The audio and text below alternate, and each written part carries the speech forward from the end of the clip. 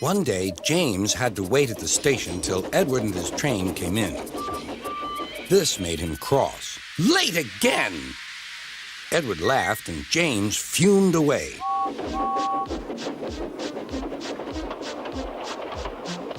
After James had finished his work, he went back to the yard and puffed onto the turntable.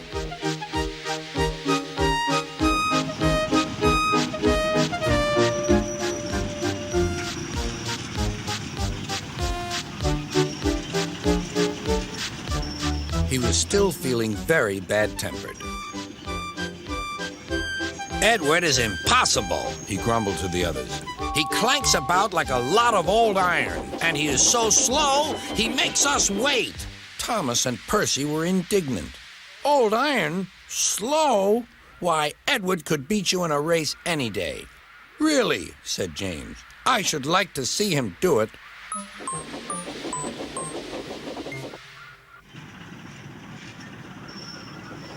Next morning, James's driver was suddenly taken ill. He could hardly stand, so the fireman uncoupled James ready for shunting.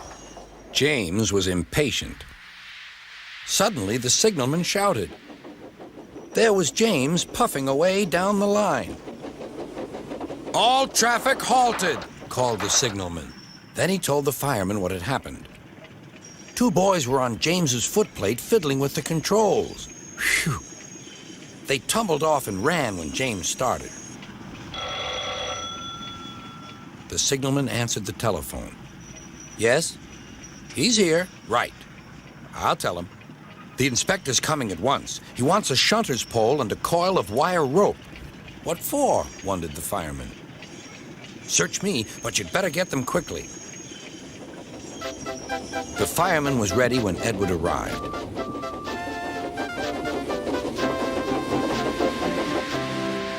The inspector saw the pole and the rope. "Good man, jump in." We'll catch him, puffed Edward. James was laughing.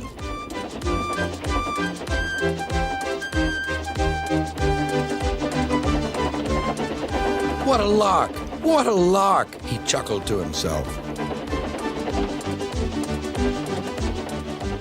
Suddenly, he was going faster and faster.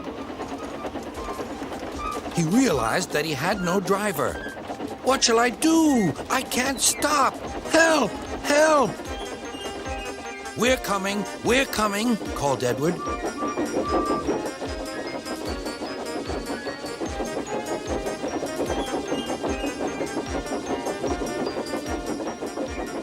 Edward was panting up behind with every ounce of steam he had.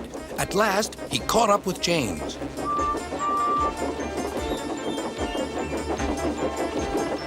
"Steady, Edward," called his driver.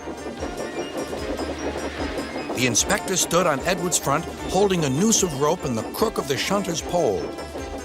He was trying to slip it over James's buffer. The engines swayed and lurched. At last, "Got him!" he shouted. He pulled the noose tight. Gently braking, Edward's driver checked the engine speed, and James's fireman scrambled across and took control. "So, the old iron caught you after all," chuckled Edward. "I'm sorry," whispered James. "Thank you for saving me." "You were splendid, Edward." "That's all right," replied Edward. The engines arrived at the station side by side. Sir Topham Hatt was waiting. "A fine piece of work," he said. "James, you can rest and then take your train." "I'm proud of you, Edward. You shall go to the works and have your worn parts mended." "Oh, thank you, sir," said Edward. "It'll be lovely not to clank."